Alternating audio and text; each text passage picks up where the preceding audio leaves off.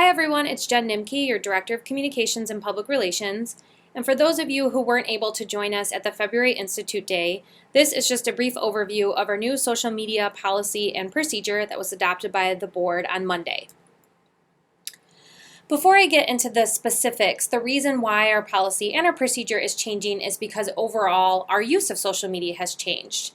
There are many more of you who are interested in leveraging social media as a communications tool, and we want to support you on that journey by having strong policy and procedure in place. The two biggest changes with the policy is first that it really does encourage staff members to use tools like Facebook and Twitter to communicate while providing some direction.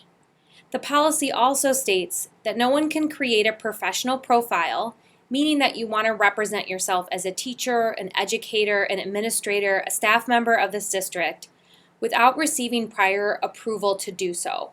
I will go into that more specifically later on. As I said before, the policy has since been adopted and can be found on the district website. I've also included a copy of the policy, the procedure, and the guidelines in the email that you received today. Before diving deeper into the procedure, just to help explain how all three of these exist. The policy is the rule, the procedure is our behavior in order to be in compliance with the rule, and the guidelines are what will serve as the basis for training for staff. I'm going to go into the procedure more specifically now. This concept of needing to receive approval or training to create a professional social media profile really exists within the administrative procedure. What it says is that before a staff member can create a Facebook page or a Twitter account, you must meet with your tech facilitator, myself, or Brian Engel to go over the guidelines, to first understand how to be successful on social media and go over some tips and tricks, but also to understand some of the pitfalls that we want to support you in hopefully avoiding. For those of you who are on social media in District 34, currently representing yourself as a professional of this district, you do not need to go through this training.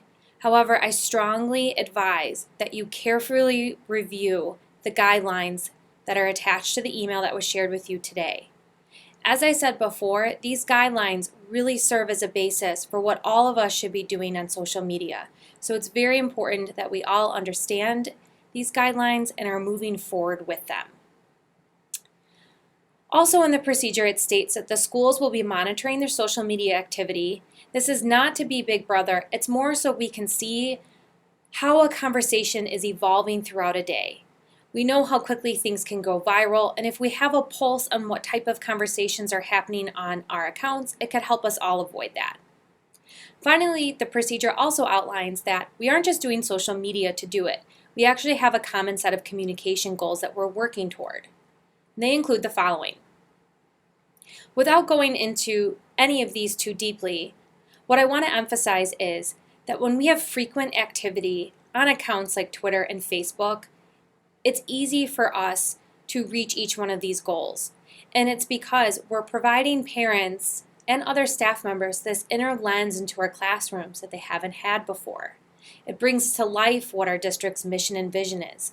It creates a sense of transparency, and we're also allowing our staff members or parents to engage in a conversation with us, certainly when it's appropriate to do so. The procedure also outlines what types of posts we're making, what to do when comments have been made, and just some overall good reminders. For many of you, I recognize this is where many of your questions probably lie, so let's go into these a little bit more specifically. In terms of posts, just try to keep what you're sharing on Twitter or on Facebook positive. There are amazing milestones happening in your classrooms every day that are worthy of capturing and sharing. What we shouldn't be doing on social media is posting pictures of students with their names. And this doesn't just mean that we're posting a picture of a student and their name is captured within the tweet or the post itself on Facebook. Look at what's included of the picture itself of that student. Is their name displayed on an award that they're holding or a piece of artwork that they're showing? Is their first and last name written on their headphones or on their desk? Please just pause before posting, evaluate your picture in order to protect our students. Along the same lines of that is that we're not identifying our students as special ed, at risk, or free and reduced, and certainly this is for confidentiality reasons. And furthermore, when we are representing ourselves as professionals as a district, it doesn't mean that we're necessarily speaking on behalf of the district. And I recognize that this is a little tricky. What it looks like is, let's say the district adopted a new social media policy that you did not like. You decided to go on your professional profile and share your level of discomfort with this new policy. That is where we can find ourselves in muddy waters. I want to emphasize that everything that I'm sharing is really relatable to your professional account. What you're doing personally on social media, I have no control over. However, I do hope you're making smart communications decisions. In terms of how you're representing yourself as a professional, this doesn't just apply to what tweets or posts or photos you're sharing. It also applies to what accounts you're engaging with. If you're liking or retweeting or resharing controversial items that are political in nature, religious in nature, or just overall going to stir some conversation, please refrain from doing that on your professional account and do so personally. In terms of what to do when someone has made a comment, again, for the sake of time, I'm not going to go into this specifically, but if there's ever a comment made to one of your posts that doesn't just feel quite right to you, please reach out to me, Brian, or your tech facilitator or your building principal, and we will assess together what to do. We do have a common set of standards that we all evaluate so we can make the decision together whether we should respond to the comment, whether we should leave it alone, or whether we should delete it. However, if there's ever a comment made that's threatening in nature or bullying, you must immediately let myself, Brian, or your building principal know. Please do not delete the post before contacting us, as we need to have that on record. And then we will work together to determine how to address it in the most appropriate way. And just a reminder that we are never using social media to have private conversations with parents or students for that matter.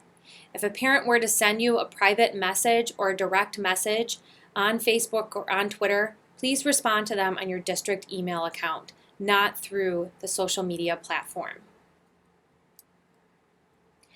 I'm going to go into now the guidelines. As I stated before, the guidelines are what myself, Brian, or your tech facilitator will refer to when conducting the training with a staff member who is interested in setting up a social media profile. This is just a very high-level overview, so I would encourage you to contact me or your tech facilitator if you're interested in learning more, or certainly if you're interested in setting up an account. Overall, the philosophy is that if you're being transparent, you're being accessible, and you're being professional, you're likely making smart communications decisions on social media. The guidelines also outline how we're actually setting up your account.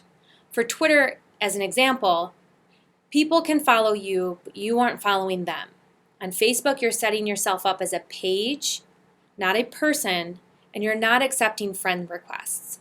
It's very important that we keep intact the private lives of our parents. And when we start to follow them on Twitter or we start to accept their friend requests, it exposes us to this whole other world that we don't necessarily want to have much knowledge of. As I said before, we are not using any of these platforms to have private or direct messages with parents or students. And also, I would encourage you to use Twitter or Facebook to engage in conversations with your parents or other staff members, but please do so with guidance. If you're interested in having a conversation, please let myself know or your tech facilitator, and we can guide you in order for that to be the most successful conversation possible. Overall, just remember that whether you are setting yourself up on a private personal account or professional account, at any given point, anything that we're doing on social media sites can be seen by anyone.